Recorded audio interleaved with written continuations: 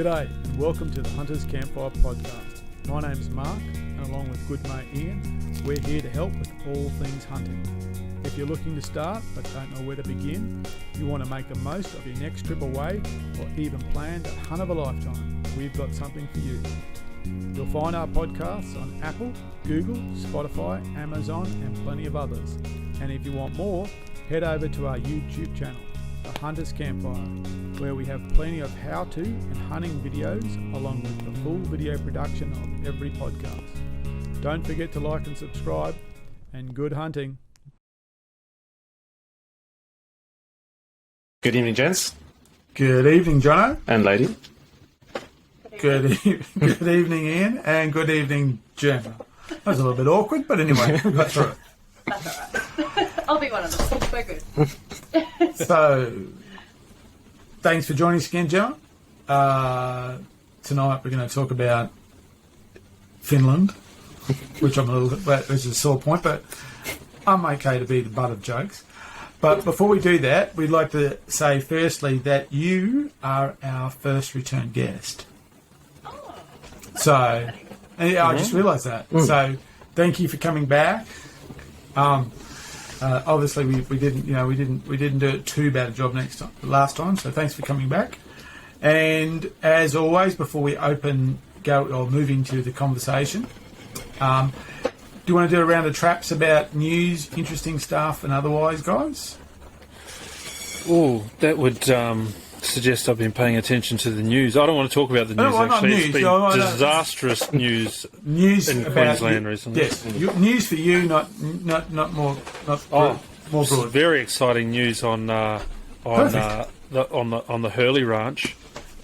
We've now moved into livestock production, which actually means that we added on some land to our property, and I've been madly fencing to get it ready for stock to come on.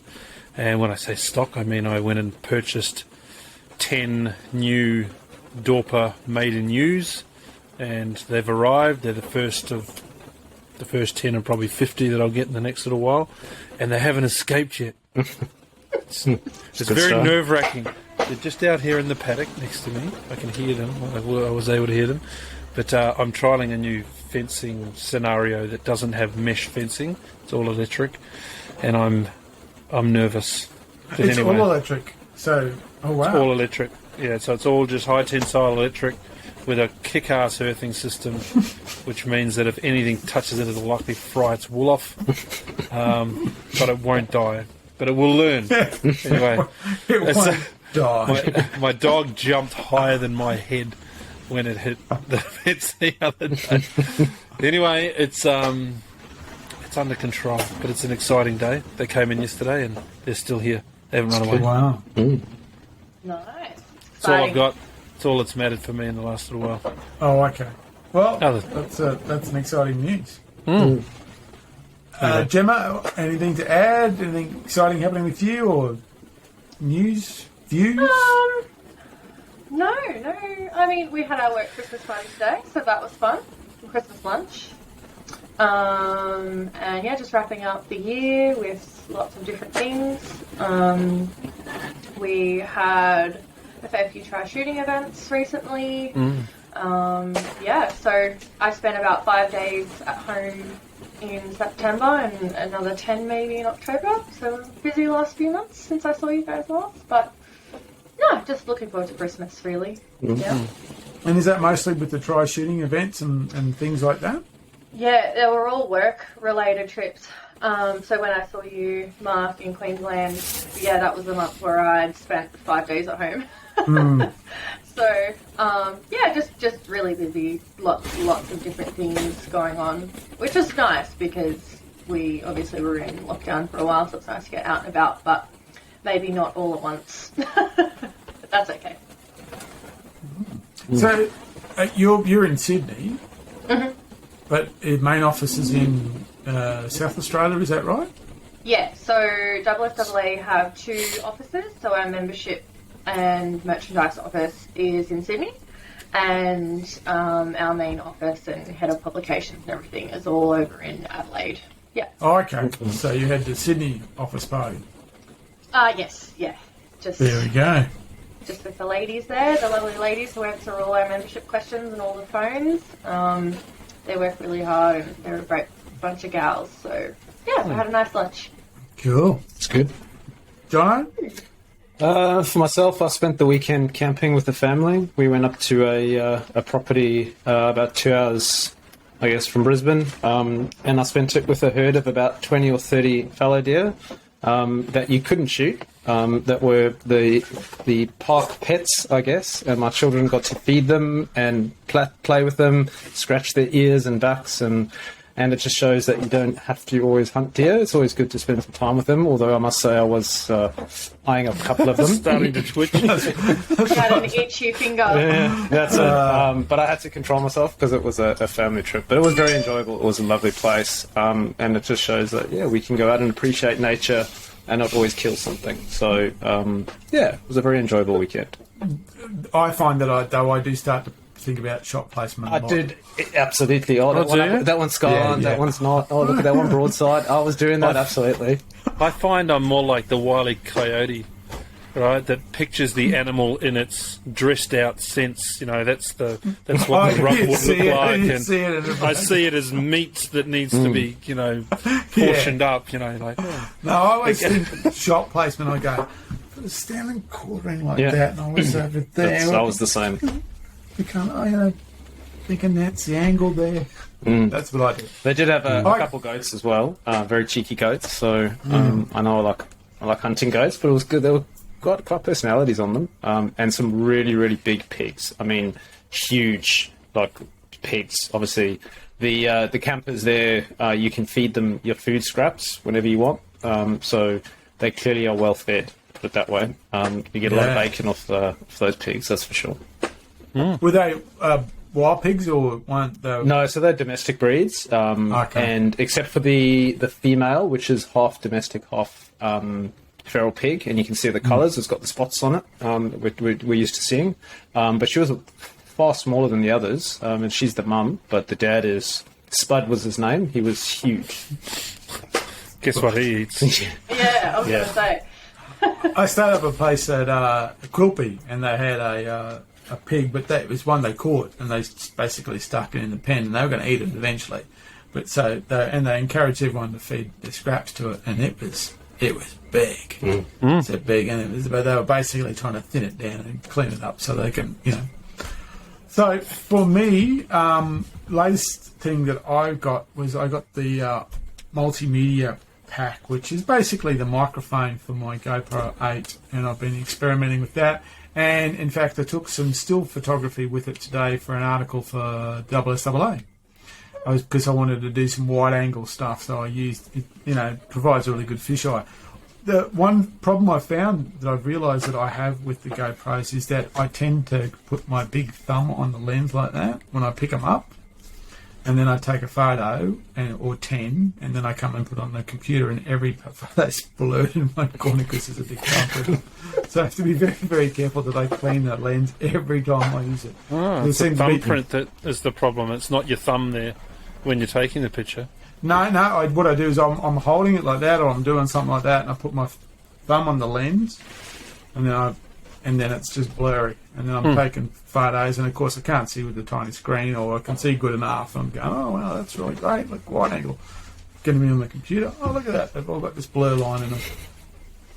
So, but other than that, the actual media pack works really well. It now provides a really good mic for the GoPro, and I've figured out how to wear it on my bino harness. So I'm looking forward to getting some field time to see that works, but at the moment I'm spending all my time at the range, just getting my rifles ready for next year.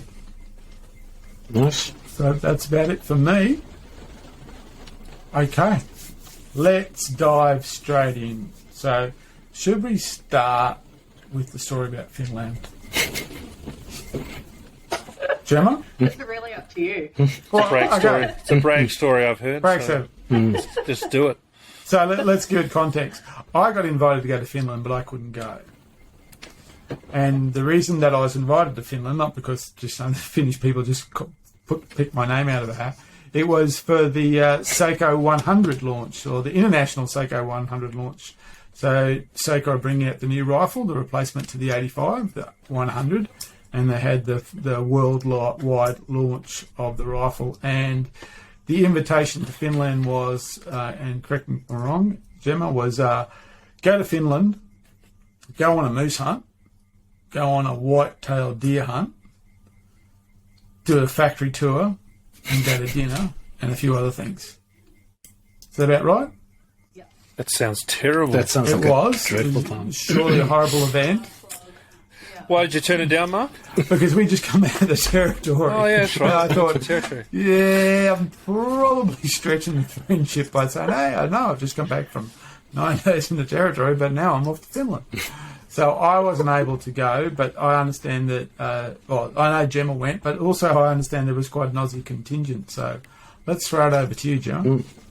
Yes. So, obviously, when Mark couldn't go, Sammy, the marketing manager from Beretta Australia, she had asked Scott Allen, the sales manager, who else he reckons would be good. And because Mark and I had done a rifle build together, naturally Scott had gone, oh, well, what about Gemma? See if she wants to go. So, yeah, I only got the call, I think it was like 2.5 weeks, 3 weeks before we were going. So it was lucky I still had a valid passport, at least. Yeah, so it was a factory tour of both the rifle and ammunition factories at Riihimäki, up an hour north of Helsinki in Finland, and so we did that.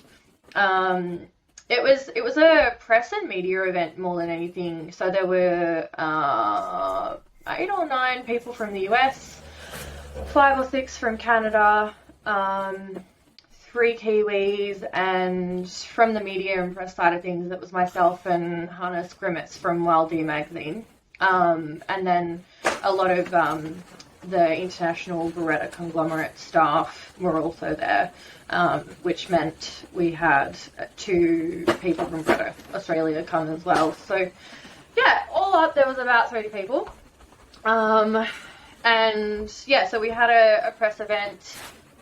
Which covered, yes, a lot of details about the SAKO 100, some of their information about their new blade ammunition, their full copper projectiles, and all of that sort of stuff. So we got to touch and feel the new product and learn all about it. And then we were also learning about, market segments and how the SAKO brand is working internationally, and what their goals and everything are moving forward with their new products. So that was really good. And then, the next day we were up bright and early on a bus up north to the factory. Just before the factory, we got to do product testing. So shoot the new rifle. We had the S20 as well there, and so each of us got allocated a rifle for the week. It was our rifle. We were only really allowed to shoot that rifle based on like Finnish firearms laws and stuff. And but we got to play with some other rifles like whilst we're at the range, and we then had to do our moose licensing test. So that it used to be about 4 or 5 years ago. It used to be a moving target. A moving moose, but they changed it, and it's just 4 shots in a minute 20 on a stationary moose, and just making sure that you can do that, which everybody passed. you shouldn't not pass that. I mean, I'm a shotgun shooter, and I shoot a bit of rifle too, but yeah, I was pretty happy that we passed. And Sammy, actually, from Beretta Australia, she had never even shot. And her first time shooting was with an S20 in Finland. And so it was really cool. It was a cool moment. I got to teach her, the basics of it all. And then she went and did her moose licensing test and passed. So it's pretty straightforward. We were all still fairly nervous, though. There was some pushing in the group. Oh, yeah, I imagine. Nervous. We didn't want to stuff up. Well, you imagine being the only one in the group that didn't pass. Yeah. And I was really nervous about that, because I was like, one of the only girls, and definitely the youngest one as well of anything. And so everyone was really, like, the camaraderie amongst the group was really good. Everybody helped me out, but I was a bit nervous going, oh, you can't come all this way and stuff the test up. Was everyone crowding around while people were doing their tests too? Yes. Or yeah, right. Cameras. So you had the audience. Oh, yeah. Joy. And we're talking about a bunch of influencers and media people from all over the world. So yeah, everyone had cameras in your face. I had TJ Swanky from Outdoor Quest TV. He's that's a name, isn't it? US TJ Swanky. TJ Swanky. I know. He was a lovely man, and he literally, as soon as I finished my test, he was in my face with a camera and asking me, how it was. And I have a photo from that moment, so it was really cool. But yeah, so we all passed that. That was good. Got to have a bit of fun. And then after that, we went to the factories and did a tour and got a lot more information about the new products and things. And yeah, it was awesome. It was such a cool place to go, particularly, attending a firearms, manufacturing factory in Europe when, there's obviously history with wars and different bits and pieces going on as well. And what's happening over there in Ukraine at the moment was obviously forefront in everybody's mind and in how to secure operations if anything went awry or stuff like that. So it was a really interesting kind of take on it that you don't really get in Australia because we're so far removed from those sorts of events, which was cool. So they actually are expanding the factory. They can't keep up with production like everything. We weren't allowed to take any photos or anything, obviously, whilst we're in the factory, but it was just awesome seeing like mounds of projectiles and brass and powder and everything that we can't get our hands on over here at the moment. And you can literally just scoop it up in your hands, and so it was a really cool experience. And it was nice to see that there was a lot of automation, a lot of robotics involved now, but then there's a lot of staff still working there that have been there for a long time doing quality control and their testing and all of that stuff before they send the rifles out for sale. So that was cool. But yeah, the big one and the thing that I was most nervous about was obviously the moose hunt.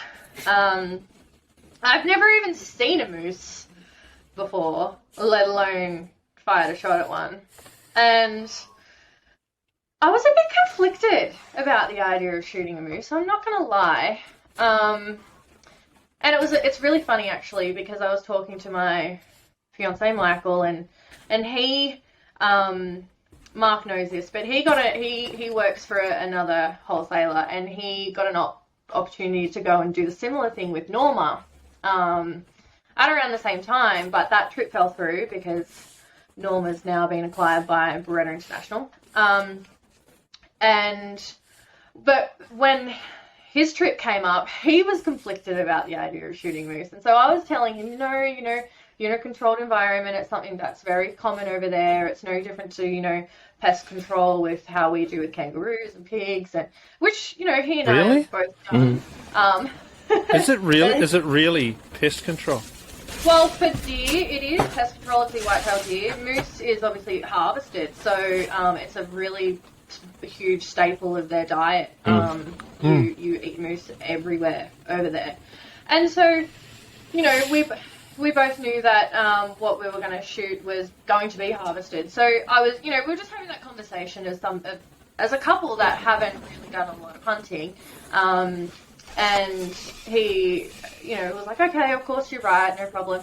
And then it was really funny because role reversal, like 3 weeks later, I'm having the same conversation with him about being conflicted about shooting moose, and he literally had to regurgitate everything I said back to me. And so, yeah. What a bizarre couple. Yeah. Yeah, it's awesome. Gun club. And, Right. Remember that time we spoke about shooting moose? Yeah. There's so many stories. We won't go down that. But yeah, so I was really conflicted. But the main goal I had was, if I did take a shot at one, that I wanted it to be a really good shot, and I wanted, to follow all the rules, but also just be a good shot and a humane hunter, particularly on a moose, you know, because they're such an iconic animal. And it was really, really important to me that, you know, if I did take a shot at one, it had to be a really good shot, and I had to be calm and comfortable and you know, happy with that shot. So, but at the end of the day, I was just happy to see one, to be honest. And so, yeah, we got up early in the morning. We all went to bed fairly early that night. I won't say the same for the previous 3 nights. But that night we went to bed nice and early and got up, and it was -1 at 8 o'clock in the morning still. And this is still autumn. Like, we're not even talking winter. Yeah, so it was pretty chilly, and we drove in. We didn't really have much information from SAKO, they call it in Finland, or SAKO here. Yeah, they didn't really give us much information on the hunt. So we knew that we were allowed to shoot moose, but we didn't know if there was anything else on the cards. So when we got there, we went to the hunting club, and there was all of the guides and their dogs, because it was a driven hunt with dogs. That's something I'd never experienced either. So it was all, I was way out of my depth, I'll be honest. And so, yeah, the hunt master in his very broken English is laying down the law of what you can and can't shoot, and, you know, how best to approach, you know, whether the animal's broadside or whatever, you know, whatever situation. And he also touched on the driven hunt with the dogs and how to, you know, do the right thing by that. But once he got to what animals we were allowed to shoot, he had obviously said we're allowed to shoot moose, whether it be calf, cow, or bull, didn't matter. But the rules, obviously, if you have a cow with a calf, you have to shoot the calf first. And then you can take a shot at the cow if, you know, you wish. But if there's a cow and a calf, you have to shoot the calf. Obviously, bull moose is fine. And then we were told we were allowed to shoot whitetail deer, and that didn't matter whether it was, you know, male, female, young, whatever, because they're a pest over there. And then we were also allowed to shoot roe deer, but it had to be a buck, and fallow, but it had to be a buck. And foxes, if we saw one. Bearing in mind we're all shooting 308s, 300s, 338s, so shooting a fox is a little bit comical at that, but we didn't even see one, so that's fine. But I'm standing there at the end of the line shooting bricks because I've never been in a driven hunt. I've just been plopped in this foreign land, and I'm trying to remember what I can and can't shoot and when and how and, you know, all of these things. And then they say to you, if you want to shoot with a partner, if you want to go with a partner, you can. And I was conflicted about that because I thought we still had one of the guides with us, and I didn't want to partner up with another shooter. I was, you know, so I was like, no, if there's another guide there, I'm fine. It's not a problem. Turns out there's not. They literally load you up in a van, and, well, you get a number, and it's a random draw and whatever of the first stand. So there's 3 drives for the day.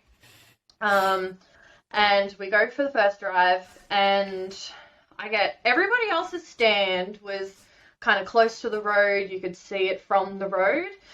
And I'm second last to get out of the van. And I get out of the van, and there's a dog man waiting there. That's what they called him, the dog master, whatever. And he's just gone, okay, follow me. And we're going like, I don't know, like 500 meters into the bush.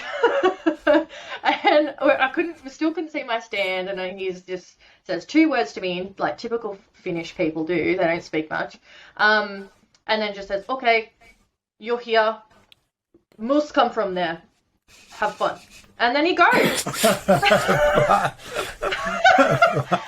I'm like, I've got my new SAKO 100 that I learned to shoot yesterday, which has a lot of new features, mind you, and a bag of, like, a box of ammo, and I'm in the middle of this forest, and I'm like, okay, here we go. And I climb up on my stand, and it's freezing.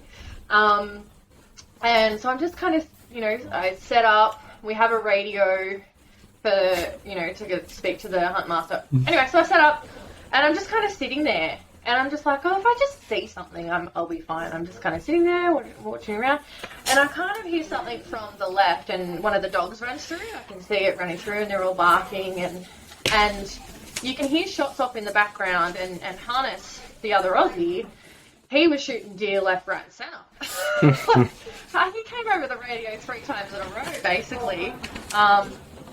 And you couldn't hear anyone else. And anyway, so I'm just sort of sitting there, and then I kind of think to myself, oh, I've got to try and remember all of this stuff, and I'm like, okay, I'm trying to recall the best shot placement on a moose in case I see one, and all these things. And while I'm doing that, I'm kind of looking down and around, and then I hear something to my left again, and as I'm kind of scanning left, to my right, as I'm scanning right, I move to my left and come back to where the dogman had said the moose will come from, and there's this giant grey cow moose just standing there like 30 metres away, and thick scrub, like forest, and I didn't even hear it come. Like, they're a massive animal. I didn't even hear it. So I'm scanning to my left, and there it is, and I'm going, well, crap. It's happening. And I'm like, okay. And on the 100s, there's a new push mechanism on the back of the bolt that engages the firing pin. It's not like anything we've seen before in other rifle brands. It's a whole new system. But it's really cool because you don't actually have to, like, cock the bolt. It's already down and ready to go, but the rifle won't fire when the back of the mechanism is out. So it reduces the amount of noise you make, basically, as well as safety features. And so I'm pressing the back of the bolt in, and it makes the click, and the moose just, like, looks straight at me, and I've gone, okay, and it saw me, and then it starts running towards me, basically. And like I said, it's only 30 metres away, so it's going pretty fast.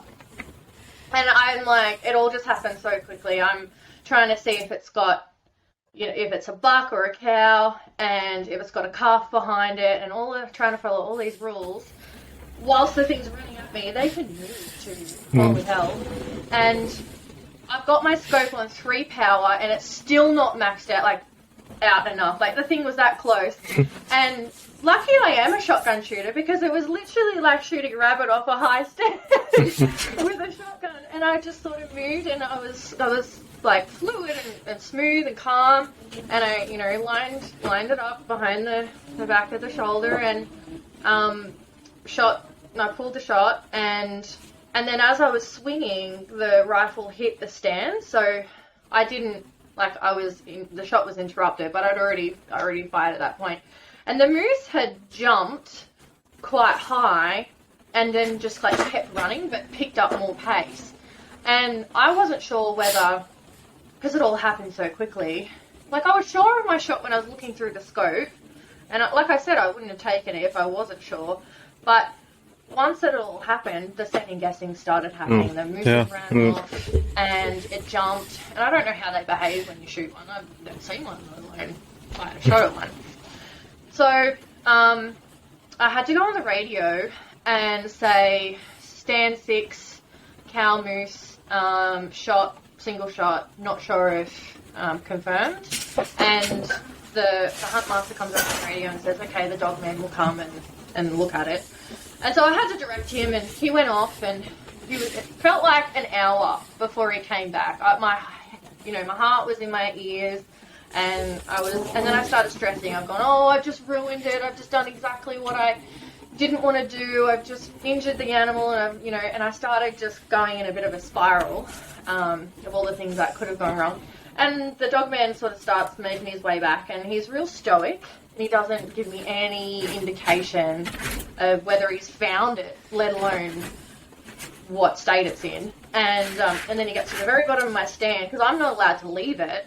He gets to the very bottom, and then he has this huge smile and shakes my hand. And I've gone, I got it! And he's like, And he said, yes, very good shot, like one shot. And I was only shooting a throwaway, so it was lucky that the moose was close. Wow. And yeah, he's like, very good shot. It didn't run very far, like, great job. And I'm going, oh my God. And then all the emotion just hit me, like all the adrenaline and everything just straight out through my system. And I started crying. I was like, oh my God, I've just shot a moose in Finland. Like, what? And then I remembered I had to go back on the radio and tell the huntmaster the outcome. And so I did, and I was still a bit shaky. And then he comes back on the radio and he goes, okay, congratulations, first moose of the day. Well done. And I just went back on the radio and I'm like in tears at this point, and I just go, thanks. And like the whole group can hear my radio call. And apparently, like, you ask anyone on the trip, they said that was a highlight of their day, hearing my single thanks. They could hear the emotion in my voice. So yeah, it was a big moment. But the frustrating thing was I couldn't go and see the moose, like, because the drive was still happening. So we had to wait. But the really cool thing was, like, not 2 minutes later, where I'd originally heard the sound from over my right shoulder, a cow moose and a calf moose just come trundling through, and they're even closer. And, I was well within my right to take another shot at those animals, but I didn't. I wanted to sit there, and I just sat there and filmed them and just watched them and enjoyed the moment instead, which was awesome. What an amazing story. Yeah. Like a really amazing story. It's unreal. It was just uncanny. Like, the two Aussies in the morning, the first drive, were the only ones that were, like, successful in anything. But yeah, it was really cool. And turns out, it's lucky I didn't take the shot on those two moose that came through after, because there was a limit of 3 moose for the day. So, and we didn't know this until the 3 moose for the day were taken. And could you imagine if I'd just gone and got a 3 on the first drive? I was the most hated person in the whole group. Oh, wow.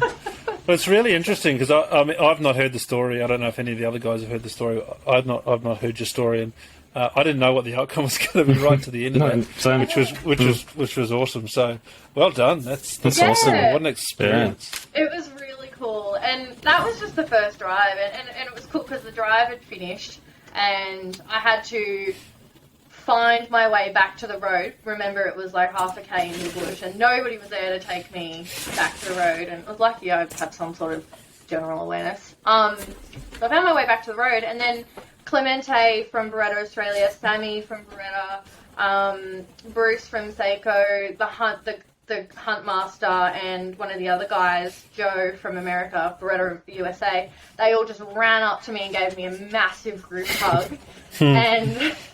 And congratulations, and there's like photos of that. And then they were all like, can we go and see it? So we went and saw it.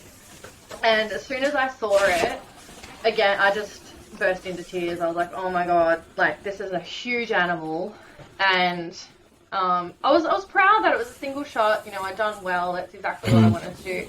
But I was also, I was emotional that I'd, taken this animal's life. And, but it was good to know that it was a good shot and it was being harvested, straight away for dinner that night, basically. So, yeah, that was just the first drive. And I hadn't seen, and I saw 6 moose in total that day, and some other groups didn't see any animals at all. Wow. And I also took a whitetail buck in the last drive. It was the last buck of the day as well, so that was my first deer I've ever shot as well. So I got my first deer in a day. I was about to ask you that question, because you said that you're fairly new to hunting as a couple, but had you shot, and I mean, the emotions that you're talking about are pretty, well, I'm not going to say typical, but, a moose is a different thing compared to, potentially taking your first deer, but, taking lots of people hunting and being with people when they take their first animals, those raw emotions come up a lot. Like there's a couple of guys at the moment that we've been working with to get out and get their first deer. They're actually out in a state forest as we speak, and I've been messaging them over the last couple of days. And I had a session with them to talk about what they were going to bump into and what it was all going to be like and what the terrain and all that sort of stuff. It's just sort of some coaching stuff that we all tend to do when we've got listeners that are asking. And he only recently took up hunting, and he shot a couple of goats. And I said, mate, when that first deer stands in front of you, you're going to be a gibbering mess. But you're going to be shaking. You know, it's not the same. Looking at a moose, I think, is going to be that step again. So to pull that shot off, you said it was running or moving. It was running full. Bloody hell. Wow. Bloody hell. And like I said, thank the heavens I am a shotgun shooter. I'm used to shooting instinctive at targets. Yeah. And I was, in the moment, as soon as I was going to pull the trigger, I knew the shot was a good shot, even though it was running. Which is really satisfying to say because, like I said, that was the main goal of mine, is to make sure the shot was good. I didn't want to just go there and wing the animal and have to chase it for hours, and like that was my worst nightmare. So, it just all kind of, it was surreal. And I mean, the buck that I got at the end of the day is a whole nother story in itself, which was also really cool. So during the day, we were all rotated around to these different stands. And the first stand was a really enclosed, close forest, dense forest environment. And the second stand I had was on the side of a road, but a big open space with forest either side. It was like tunnel vision of forest. And I actually saw a bull moose then. And I went to squat down to take a shot, but I had gloves on, and I was taking my gloves off to get ready on the rifle, and as soon as I put my face back down on the stock and to look through the scope, he disappeared. So I was like, no. I was watching the spot for like the whole hour, wait to see if he would come back. But the last drive is where I got my buck deer, and it was really funny. Like I mentioned earlier, the camaraderie amongst the group was awesome, and a lot of the boys took me under their wing and were helping me out. And one of the Kiwi guys, Luke Kerr from NZ Hunter magazine, he and I were on the last stands together, and you could see each other. It was the only time through the day where you could see the other stand, and I could see him, and he could see, we were, a fair way away, but we could still see each other. And he had shot at a buck, and I couldn't see the buck, so the shot actually spooked me.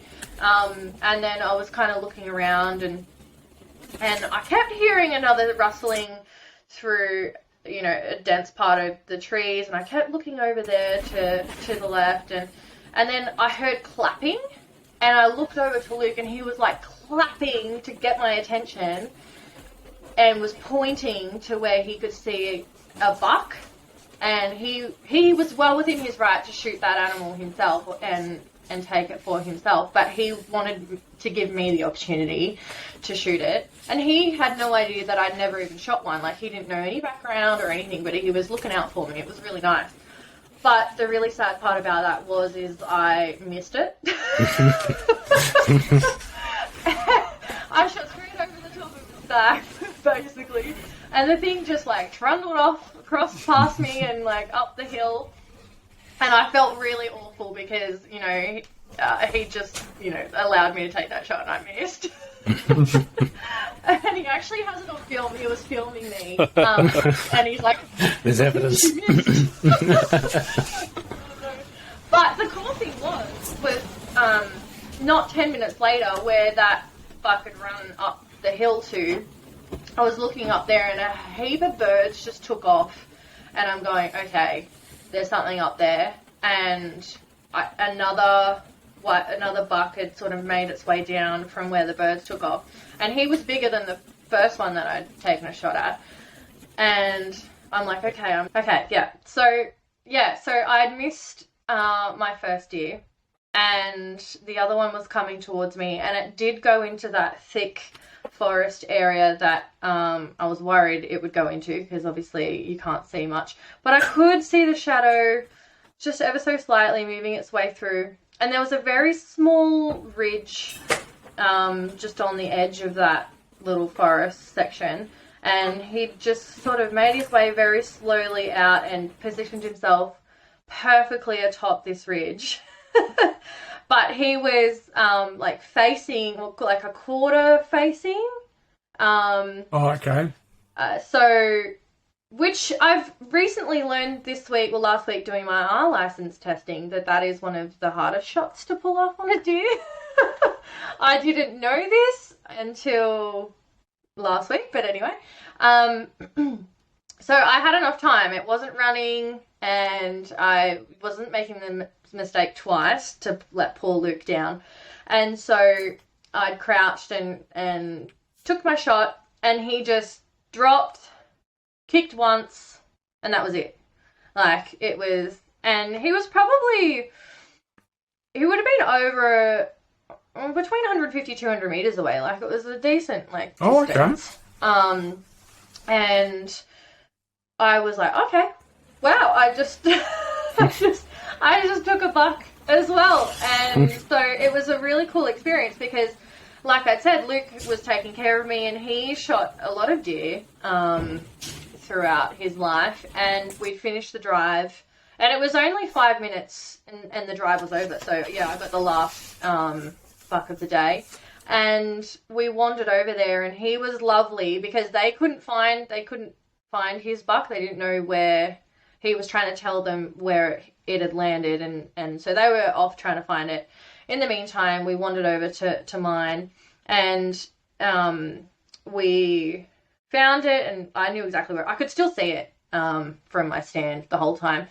And he helped me, like, position it and get it into a nice,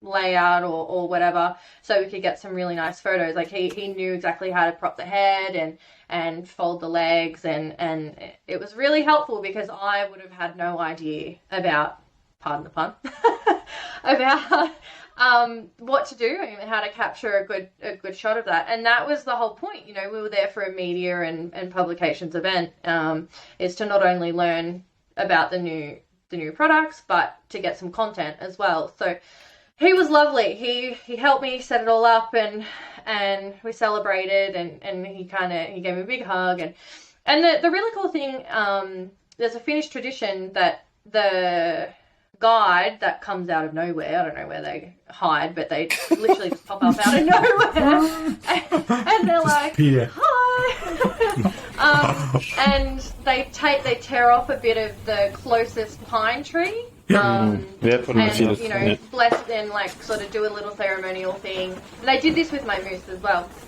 And they then put it in your pocket and you wear it. Like it's a okay. So Hannes and I had like leaves coming out left, right, and centre. Everybody else, just rubbing it in. Everybody else was giving it stink eye. Gemma's in a ghillie suit. It's like walking around with a bouquet. Yeah, good practice for the wedding.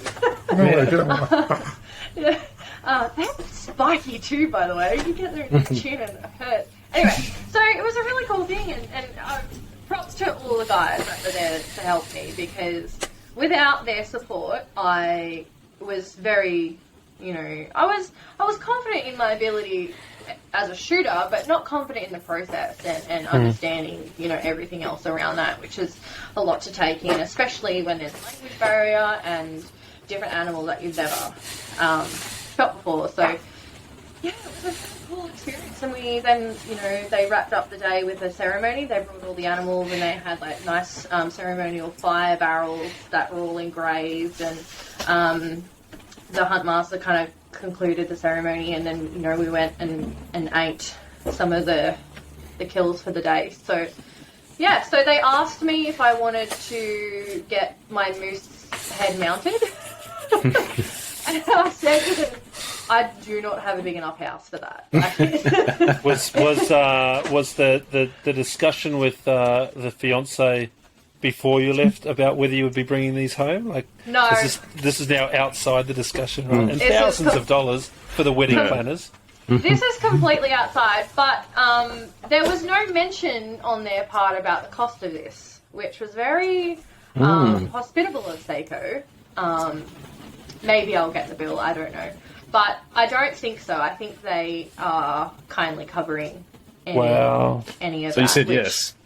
So I said no to the moose because it was a cow moose, and although I have a 3-bedroom house in Sydney, I still don't think it's big enough.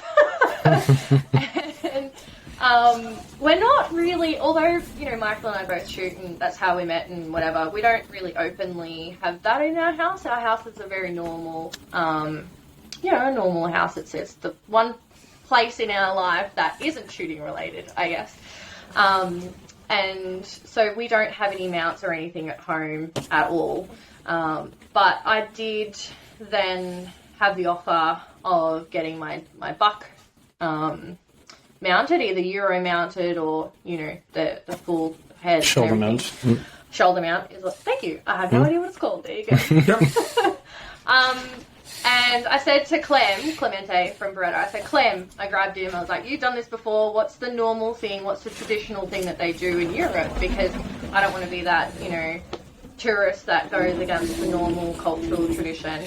So he just goes, normally they do a Euro mount, so I would pick that. So that's what I chose. So hopefully they reckon that'll come in April. So that will be a nice wedding present. That'll be nice. Yeah. I'd love to see a photo. We'll Yes, definitely. send one through. We can post up with the podcast as well. That's such a good story. Hey, I've got another question. I'm sure everyone's got heaps of questions. I want to go back, all the way back to the beginning. I wanted to shoot a question in there, but I didn't want to stop you either. So you had all of these rules going around in your head. You're allowed to shoot this. You're allowed to shoot that. So we've got whitetail, we've got moose, we've got foxes, we've got roebuck. What was off the list? What were you not allowed to shoot that was present in the forest, or might have been? Anything white. Anything white. We actually saw a big white buck. I think it was a whitetail white buck. As we drove into the property, everybody was against the bus window going, "Ooh, look at that!" Okay, so anything white. But what about species-wise? Because they've got wolves, don't they? And I don't think they have wolves that far south. Okay. I think there's wolves in Lapland, which is a lot further up north. But I saw a hare, and some other people saw some hares, and they were off limits. Isn't that interesting? Which was very funny because Clemente, he's Italian, and Sammy, they partnered up from Beretta Australia, and they actually didn't see a single animal all day, and they were only 2 stands down from me all day, and I saw 6 moose and 3 deer, and they saw nothing. And in the last drive, they saw the hare that I saw, and Clemente, you could see him, you could hear him on the radio, comes on the radio and goes, hey, our hares, are we allowed to shoot those? And the hunt master comes back and said no. Yeah. And he said no, and you could hear the Italian in Clemente going, but it's a rabbit, it's a hare, like, you know, that goes against everything in my body. But yeah, the poor buggers, they didn't see anything. But we didn't see anything else. Other than that. I thought you might have said there were other species of deer that were off limits, and I'm just trying to imagine you going through all of this and what you can and can't do, and then trying to remember the difference between a whitetail and, you know, whatever else, potential muley, whatever else was in the area. I don't know what species are there, but I can just imagine trying to figure all of that out and stay calm enough to go okay. Because in the moment that you're talking about, you know, this moose coming at you and it was moving, and you know, it'd be very, very easy just to say, I'm not sure, and watch it pass by, you know. Yeah, which a couple of people did. Cam Henderson from NZ, the Hunter's Journal in New Zealand. Yeah. Great magazine, by the way. That's good, isn't it? Yeah, he saw something he wasn't sure of, and that was the only animal he saw all day, and he didn't take the shot. So, but it is interesting you say that, because we didn't see anything else, so I'm not sure if there's anything else in the area. But when, you know, he said you can shoot whitetail, you can shoot roe and fallow, I'll be honest with you, I had no idea what a roe deer looked like. Like, I had no idea at all. So the only one I was 100% confident on was a whitetail. And so in my mind, I went, okay, I'm not even going to Like, if it's not a whitetail, I'm not going to shoot it because I'm not 100% sure. And that was just something I completely just ticked off, like crossed off the list. And same with any calf or anything. I just automatically went, I'm not comfortable with that just yet. So I'm not even going to worry about that. If I see something like that, I'm just going to let it walk past. So that was just a way for me to narrow down what I was comfortable and confident in identifying. But yeah, it was, like, I will admit, the only information we got before the hunt leading up was about moose. So they sent out an information about, you know, different positionings and where a good shot placement would be on a moose and all that. But there was nothing else sent out about anything else that we're allowed to shoot on the day.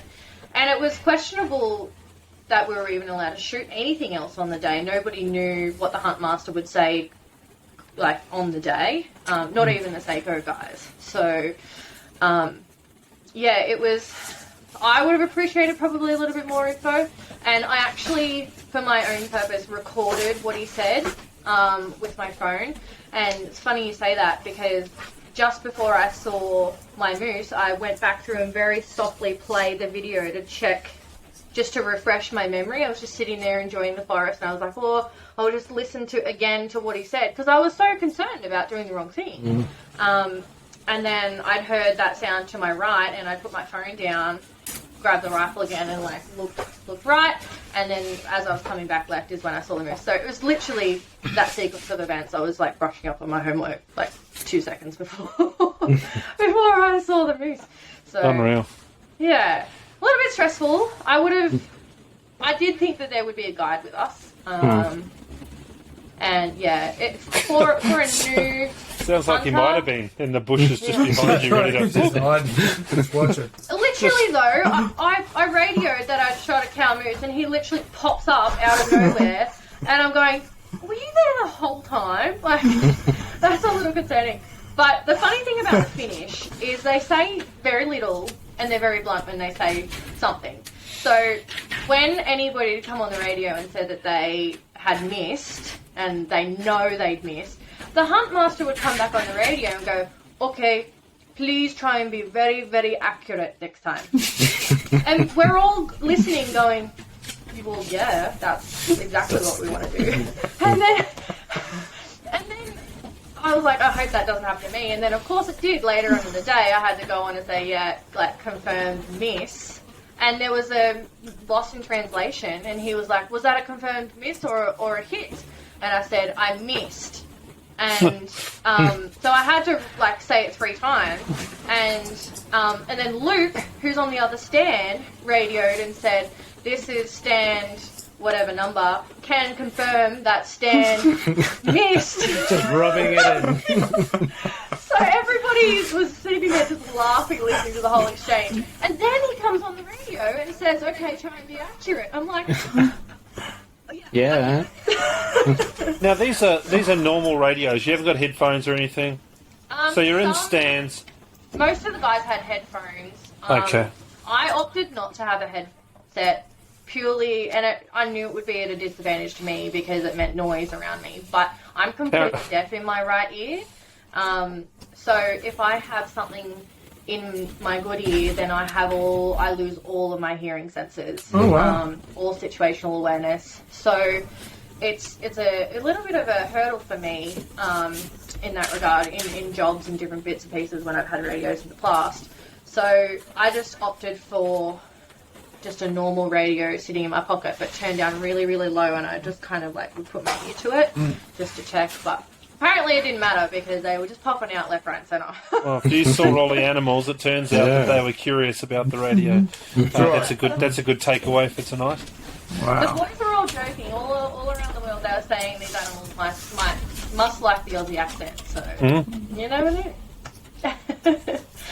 So yeah, it was a good trip. And was that a single day hunt or a multi-day? Just a single day. There we go. Yeah. So it all just kind of one and done. But it was a great day, and we got to eat some of what we got that night at the hunting club, which was stunning. Like all of the places were stunning, and we had lunch at their local hunter's cabin, and the cabin was incredible. Like, and yeah, we had moose and deer stew, and just like real traditional hunting like Finnish food. So. It's really interesting. There was a lot of culture, a lot of ceremony, a lot of respect, a lot of tradition. Yeah. A lot of tradition. Beautiful. And it's really interesting to hear that 40% of the Finnish population are hunters. So it's a big thing over there. And I think they were slightly impressed that the young blonde Aussie chicks from nowhere like got the first one of the day. It was. It was a big talking point, but everyone was really excited, and it was a nice thing. And my dad, so yeah, this is being recorded, so we're going to hold him to this. He did say that he'd try and get me, like, buy me the rifle that I use to get my moose. So it's serial number 10, and SAKO reckon they can make it happen. The exact one. Yeah. The exact one. Yeah. Okay. And I was talking to Mika, who's the head of the rifle R&D department over there, and he was like, absolutely. So I'm holding Mika to it. Wow, that's great. That's awesome. Yeah. I'm sure they can make that happen. That's it. I don't know. Like, part of me would obviously love that, but I can completely understand that if it's a prototype or whatever, then that's pushing the limit, pushing the friendship. But it was really cool. I had a carbon, blued, varmint model. And the features on the 100 are phenomenal. They have the switch out barrel system. You can actually remove the stock completely as well. Much like a shotgun stock, there's a big bolt at the back and you just unscrew it, and the thing comes apart completely. And the really cool part about the switch barrel system is the rail, or the scope mount, stays with the barrel, so you don't have to re-sight in any rifle. You can literally have the systems quickly switch out. Sounds really similar to the BRX, doesn't it, Mark? Yeah, well, there's probably some, Yeah. I'm assuming it's a Some normal control. action, not a straight pull though. Normal No, action. it is a normal bolt action, but it has that like hammer spring sort of system, which is different to. Is it Blaza who do that? Is that what we're saying? No. Yeah, who do that? Yeah.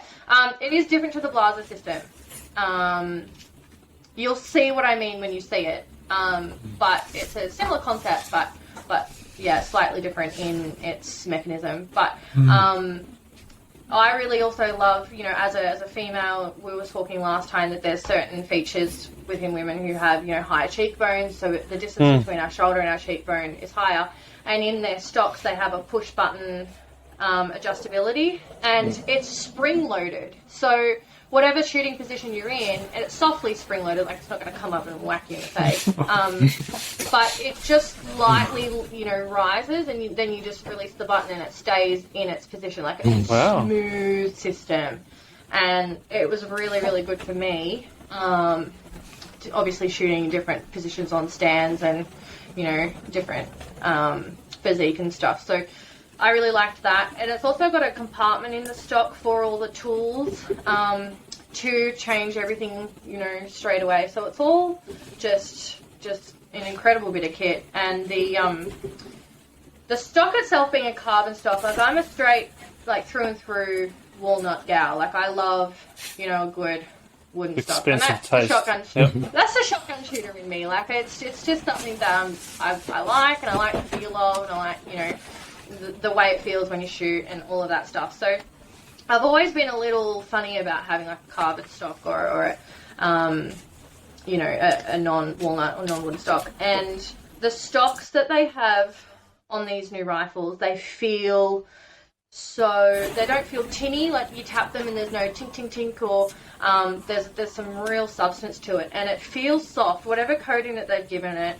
And they've designed the coating so that it can be used, in any kind of environment, whether it's icy, whether it's hot, and you've got sweaty hands or whatever. Like it's a nice feel to it. It's kind of like a matte, like coating, and it's really nice. Like they've done a phenomenal job with the rifle entirely. I mean, at SAKO, they're renowned for that. They do make a good bit of kit, but just everything. And hearing people like Mika, who, mind you, looks about 25 years old, but I find out he's nearly double that. Something about the Finnish people all look like 10, 15 years younger than they actually are.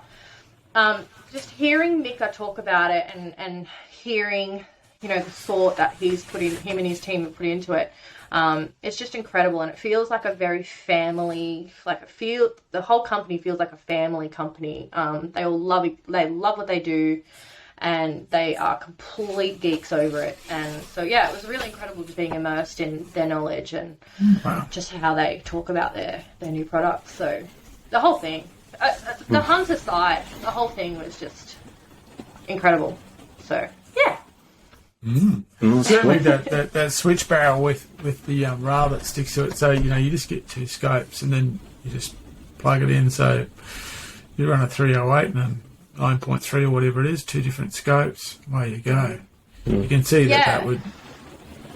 Yeah, I can see, you know, it's designed for a lot of people. Like, a lot of people around the world do a lot of mountain hunting and stuff like that, and having that versatility is a big thing that they're after now. And the other cool thing was, obviously, we used their new blade ammunition, and all the animals that were shot, obviously, it travelled through them, but because of the way I shot my deer, I wanted to do an article about the ammunition solely, and I said to Aki, the head of the ammo department there, I said, Aki, if you can get me that projectile from my deer, like, I will love you forever. And sure enough, I go to the hotel lobby the next morning, and Clemente is gone, I've got a present for you, and they fished the projectile out for me, which was cool. So, like, a really nice mushroom, all copper bullet all copper projectile, with their green, like, ballistic tip on it. Ballistic tip. So it was really cool, and I kept the 2 cases as well. That. Have you weighed that projectile for the weight retention, or? I haven't yet. I will be honest, the projectile or the ammunition article is like last on my list. I just want to. I've got about 4 articles out of this, at least out of this trip. So I'm keeping it here. But yeah, I will weigh it. It is on my list to do, and they've given us a whole heap of info on them, and yeah, so we've got a whole media kit basically to write about. So yeah, it was a good trip. What scope did they have? Did you have on the rifle? It was a Steiner. What was it? I took a photo. I could not remember for the life of me. I'll have to let you know. But I did take some photos of everything. Which I can share with you guys. But yeah, it was definitely a Steiner. But yeah, I don't know if you'll be able to see, but this is on my phone. But this is TJ interviewing me at the hut just after I shot my moose. So yeah, there's some cool memories, and I'm waiting for a lot of those guys who had cameras on them to bring out some of their content. So it'll be exciting to relive it all. Yeah. Cool. Amazing. That's awesome. Sorry, Mark, but That was great. That's okay. That's okay. I'll live vicariously through your story. And now immortalised on the podcast. That's right. You can listen to it over and over. So a question for you about that feeling about, you know, you said that when you got the moose and it all kind of came to you that you'd been successful and all the stress beforehand. Have you felt that or anything like that in other hunting situations, or do you think it was just such a big event for you, that one? In other hunting situations, no, I've not. Oh, no, I lie. It was the very first animal I shot. I felt like that. I was very young when that happened. My dad was there, and he was obviously just making sure I was all good. But, well, not very young. I was 15, but that's, you know, that was early days for me in shooting. But But I have had that feeling in the motorsport that I do when I set a land speed record. And, you know, you're holding your breath, you're hanging on, you're doing, you know, 390 kilometers an hour, and then you get to the end and it just completely dumps out of your system. And it was literally the same feeling. Okay, so you Yeah. can't just drop that into a conversation. I was like, Oh, no. you just can't go. I've been to and Finland. by the way, And I've done... so Okay, 300 and how many kilometres an hour? Sorry. So, yeah, rough On a cap, push bike? Yeah, powered with Mentos and Pepsi. No. Yeah, so my family, we do motorsport. My dad's, you know, made hot rods and worked on various movies in car manufacturing, whatever. Anyway, so we do land speed racing. So, like World's Fastest Indian, if anybody's seen that movie. That's what we do. And we have a purpose-built Lake Star, which is a fuel tank from a Canberra warplane. So it's a fuel tank from a Sabre, warplane. I'm still currently the fastest Australian woman at 243 miles an hour, which is 87 or 90. and that's like what, a an hour. car or a... It's a car. She's riding a fuel tank, man. Didn't you listen? No, I don't know if it was a two-wheel or a four-wheel fuel tank. It's a four-wheel thing. And yeah, so it's just got, you know, a 357 Chevy small block engine in it, and it's naturally aspirated, like no turbo or anything. And the thing's just like a cigar, like it looks like a cigar shape. Yeah, so we do that. My dad's gone bang on 400 k's an hour, so he's done 250 miles an hour. My brother's done 247, and I've done 243, so... And my mum just sits there and, like, cries in the corner because all her family... Yeah, I'm sure. So, yeah, I did that when I was still on my P-plates, actually. And I had my full license test 2 weeks later. I know, it's ridiculous. My poor fiancé, he just hangs... He's along for the ride. Oh, God. That's right. But, yeah. That's You can just imagine I going don't for do that your... anymore. No, that's fine. I was going to say, just imagine going for your driving test. And so, young lady, can you give us an idea of your experience? Well, yeah. just My hang on. dad literally said to me, if you fail that test, you're not coming home. He's like, you just set a land speed record 2 weeks ago, and if you fail, yeah, you don't come home. Imagine the driving instructor. Yeah. It was really funny, actually, because she did ask me this question. So I told her, and... she was really interested. She was asking me all these questions as I'm driving around my local suburb. And we get to the registry, and she looks down at a clipboard and she's just completely forgotten to tick everything off because she was so engrossed in the story. Wow. So she just sat there and was like, I think we're good. And just like, tick, tick, tick, tick, tick. So. But I don't speed on the road because I get it all out once a year on the salt flats. So I'm a grandma. So where do you race then? There's a salt lake called Lake Gander in South Australia, and it's only once a year. And my brother and my dad did take Carter Bonneville in 2012 in America. I was doing my HSC, so I couldn't go. But yeah, I don't do it anymore. I'm now on the committee. I'm done with flinging myself down a racetrack. Wow. But yeah, that's a side segue. So yes, I've had a similar feeling but not exactly.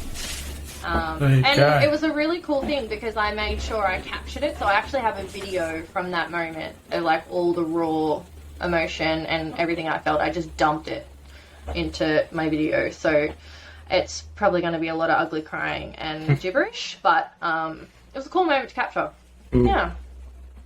Yeah, it's interesting you say that because in a very different way, but in a very similar way, I had the same kind of experience in Northern Territory when I took the first after I shot the 2 buffalo, there was that very much. Yeah, there was it very difficult to explain. I'm sure you know exactly what I mean, but there was this kind of processing going on about it all. Absolutely. It was They're big moments. They're really big moments. They are. There's a guy that I like to chat to on Facebook, and he did this thing called being a memory hunter, and it's about you're actually the activity is not the self. What you're looking for is that point within the activity that resonates with you. And I quite liked how you spoke about that, because that's what it was. You know, I can remember that hunt, but there's a couple of points in that where, you know, that everything kind of hangs on. One was when I first smelt the buffalo. I can still remember that smell. But same with afterwards, you know, and it's not just sight. It's all these you know, I suppose you know, these triggers of your senses that you that lock into your brain.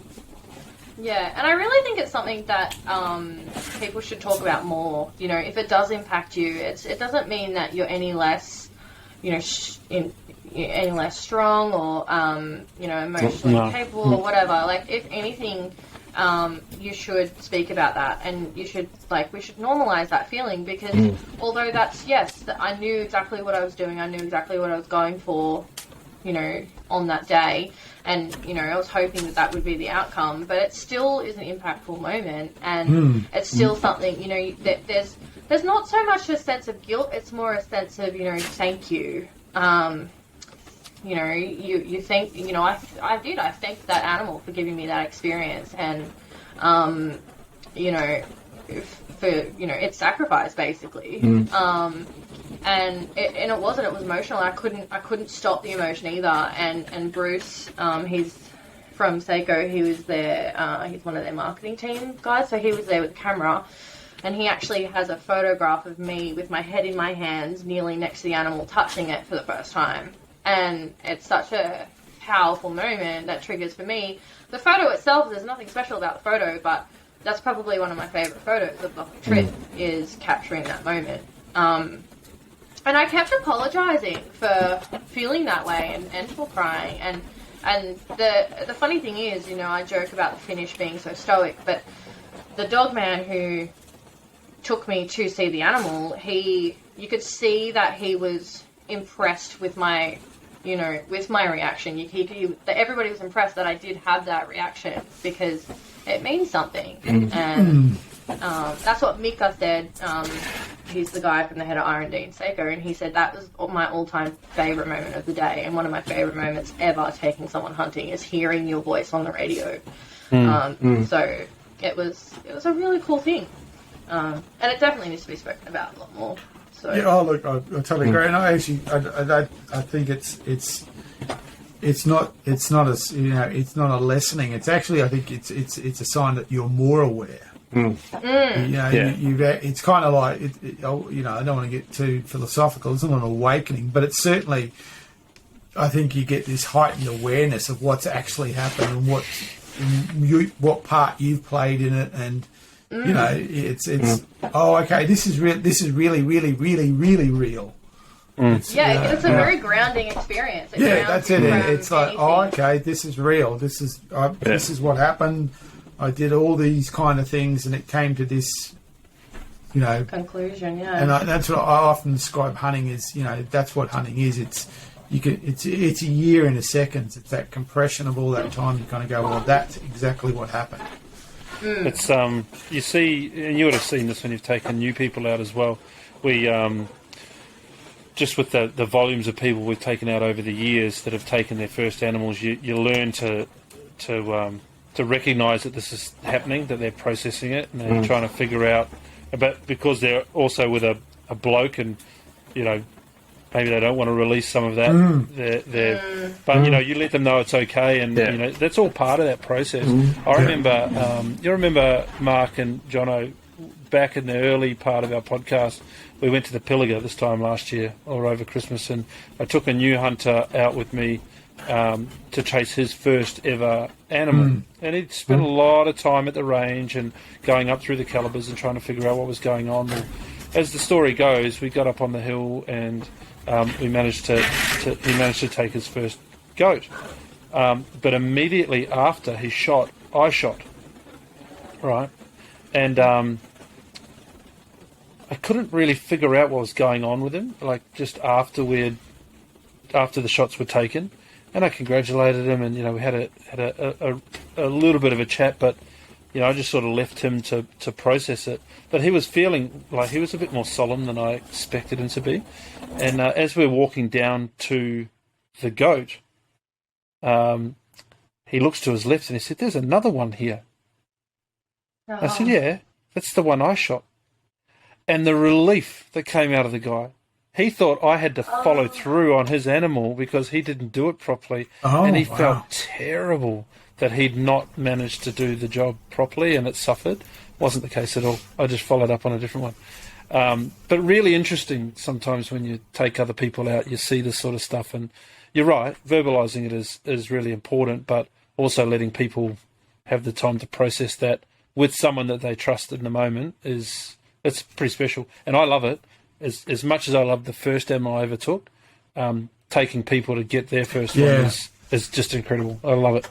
It's the best. Yeah, and that experience, with Luke, I'll be forever indebted to him for what he did for me that day. And he for him, that's something so small. He's like, "Oh, I do, I happily do this, And he left his, and he wanted to go and see his buck. But no, he was there and he took me under his wing and made sure, I had that moment. And, and it builds, like you say, you've got to trust these people. And it certainly has built a connection. Like, I have a connection with these people for the rest of my life just because of these moments. And they're only a very small moment, in the span of our lives. But, it's important that you have someone you trust and you speak about it because that's like a huge part of the experience. It is. I suppose, speaking of which, leads us into what's happening next year, which is Gemma and myself and Joe, DPI Joe, are going on a hunt down in, towards Bathurst. And that we've decided that Gemma is number one gun, and we're going to do everything we can to put Gemma in front of some Aussie game, so goats and pigs, and if we're really, really lucky, see if we can get a deer. Yeah, that'll be Is this exciting. why you were doing your R licence course the other day? That's It is.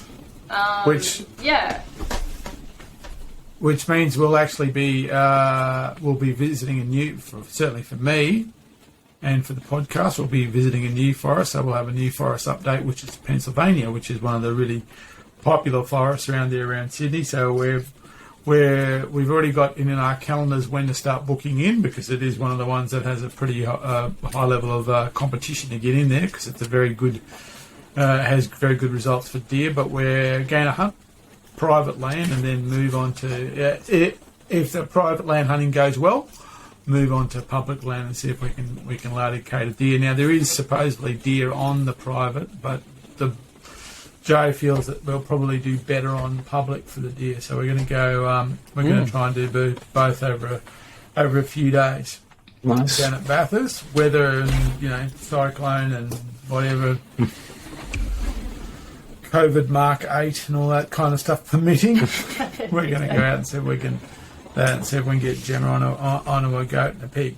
Though I have said that if a big boar appears, I may very well step up and take that first. Step aside, Gemma. Step aside. I won't be stepping aside. I'll have a bruised rib and elbowing me out of the way. That's right. Yeah. So are you taking the rifle builds, or are you taking SAKO number 10? The wow. rifle builds. So we're taking the rifle builds. Oh, that was quick. Okay, fair enough. Yeah, that's right. Yeah, That's it. that's We the are whole taking. point. Is because I haven't had my rifle out, on a property. I've only had it out at the range. So I said to Mark, let's just do it together and do a hunt together with them. It's actually really interesting, Mark. I was talking to my dad yesterday, and he went and shot a big state trial event down in Echuca on the weekend, and it's a completely different discipline. It's down the line, it's clay target shooting, and he said he had that many people come up and talk to him about our rifle build stories. It was ridiculous. Right. And Dad was shocked awesome. because he still hasn't opened that edition of my magazine, but Oh, who's shocked? Are you shocked that he wasn't?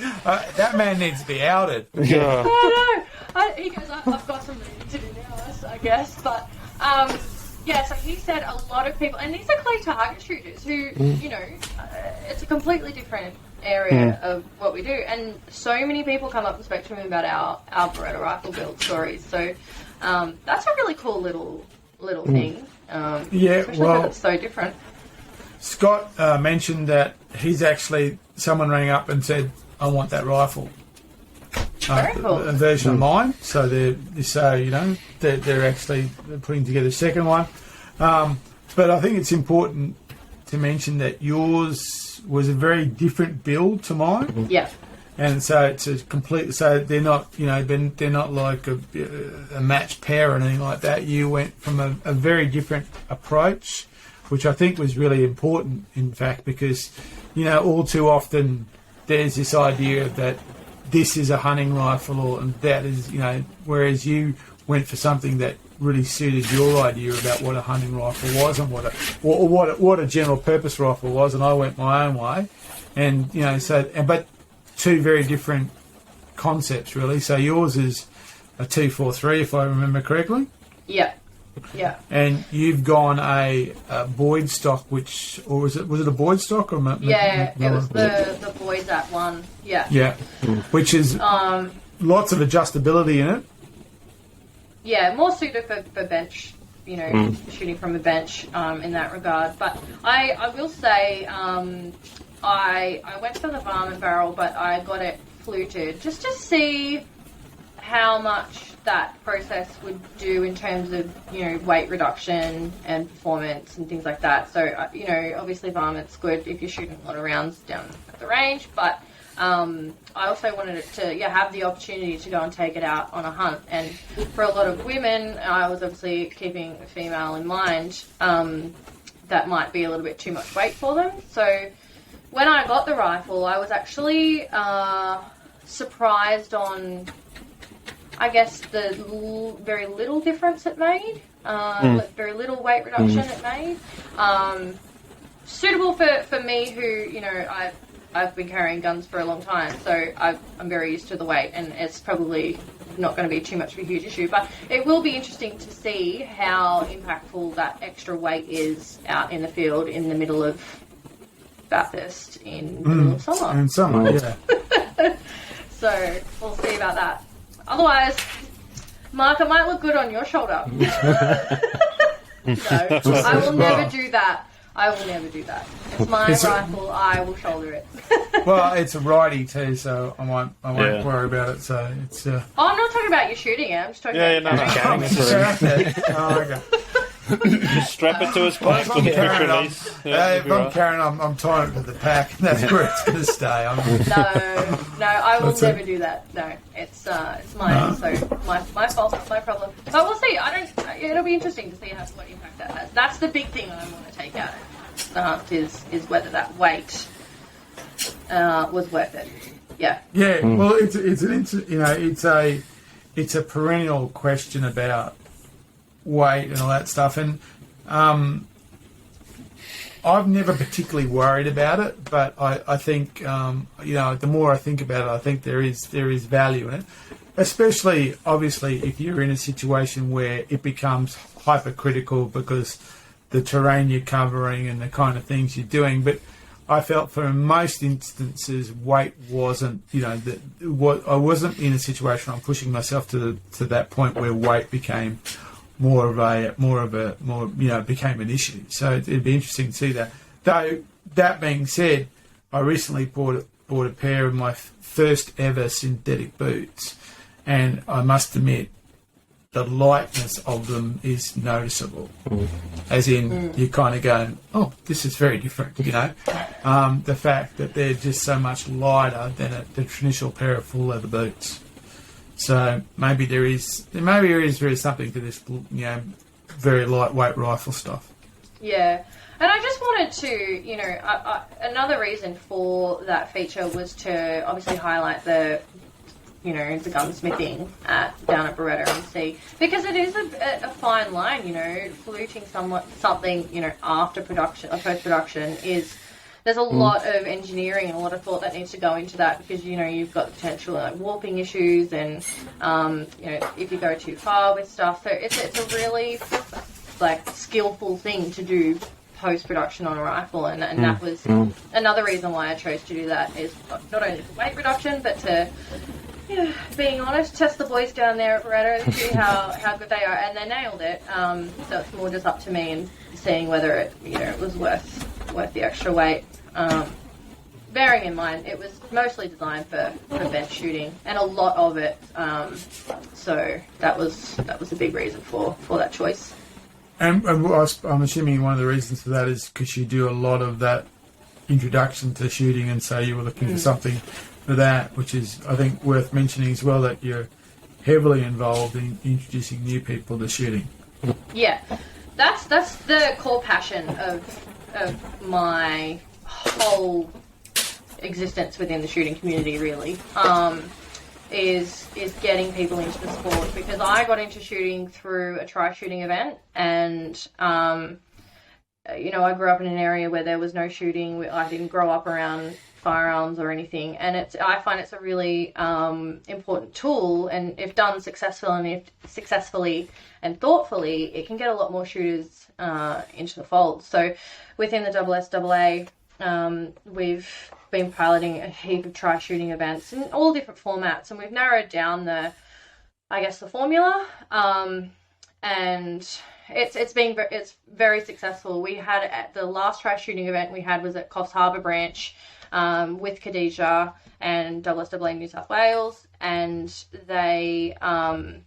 we opened the bookings a month before the event, and all of the spots were taken within 25 hours. So fabulous. That's awesome. It was insane. And I did say to some of the core organisational crew, we need to be putting on more sessions, like just 2 sessions on a Saturday afternoon is going to book out really quick. And this is the first one I've done within New South Wales.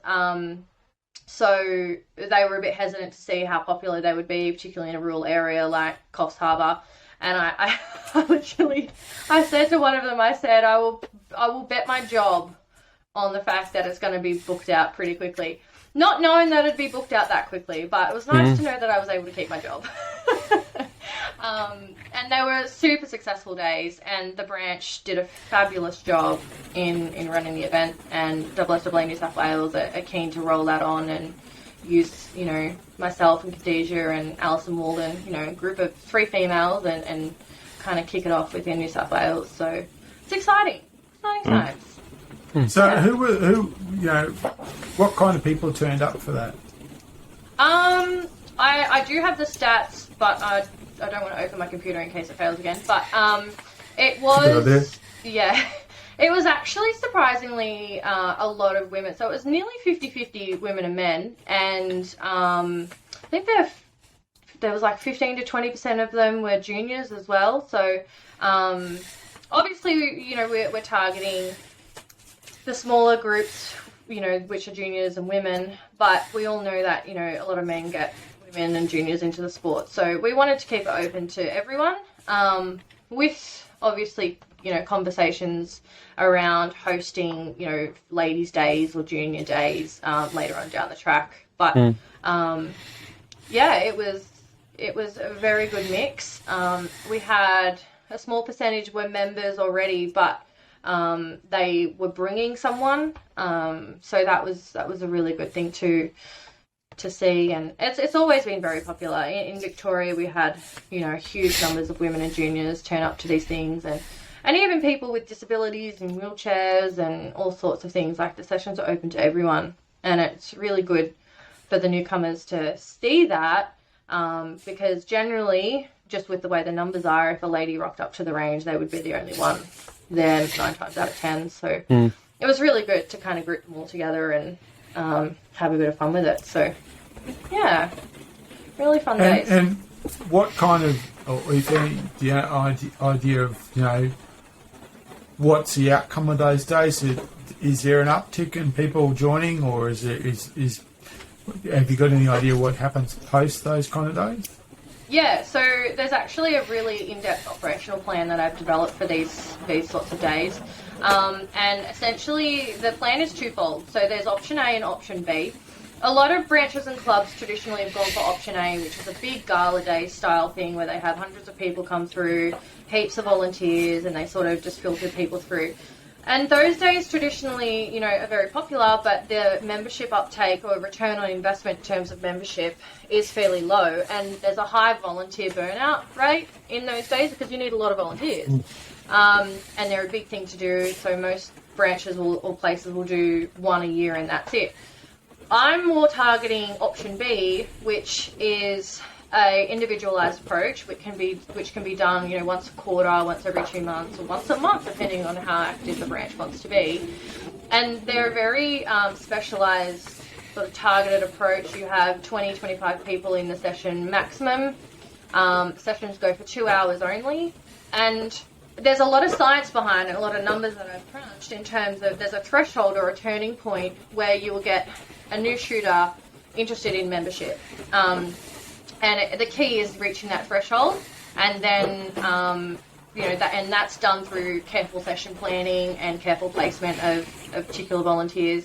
And then the big push is done afterwards. I survey the attendees, I work with the branch on facilitating post-event information sessions or contacting them, or because they're a hot lead. It's basic sales, really, and we're not trying to sell anything, but it's a similar type of approach. You want to get them while they're hot and they're interested and they're fresh off the range. So I work with clubs from and branches from go to woe. I help them setting it up. I help them with the marketing of it. We work out the session plan that creates a perfect recipe for their range and what they can offer.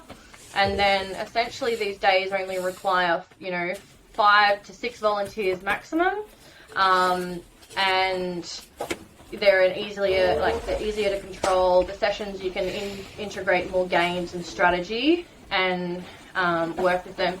And the key is to get past that initial point where the person's worried about doing the wrong thing with the firearm, and that you want to get them enjoying shooting and comfortable and relaxed. And then you want to start introducing some strategy or some competition elements or something, or some reactivity with silhouettes or clay targets or something.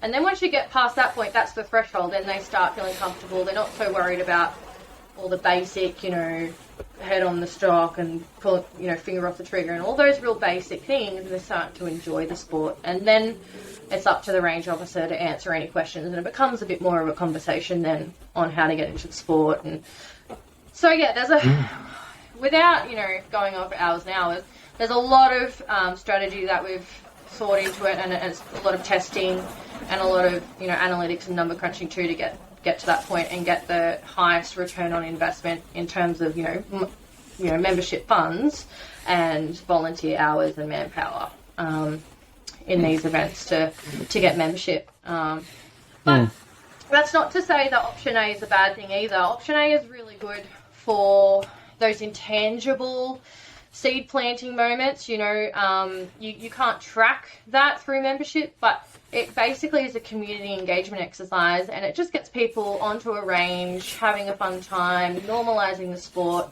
and then they might not become a member straight away or a firearms license go and get a firearms license, but they'll talk about it with their friends and family, and then at least we're having a conversation within the community about firearms and going to the range. So there's a dual-pronged approach, and it's really good when they're combined. So you do one big one a year. Don't worry about the members you get out of it, but just listen to the conversation. And then you can do more bespoke, sort of tighter knit group ones, which will get you more members for sure out of it. So that is in essence what the Lost Adelaide National have been doing in developing their tri-shooting event. Of course, some states have taken that. I've worked with them and they've tweaked it a little and ran with it, which is what you can see locally at some branches. Some branches are happy doing whatever they are already doing, and that's fine. But yeah, my door's always open. Email me, call me if any branches are interested in running these days, and I'll be there and help you through it. So yeah, that's cool. My job in a nutshell. It's awesome. It is. It's amazing. So we've basically made you talk all the way through this evening, which has been Somebody a good else thing. talk? No, it's great. It's been a good thing to actually have a listen. So, guys, any questions? We're going to give. No, I think I fired my really important ones as we were going, and I'm kind of didn't want to pick up on another subject because what you've covered has been so awesome.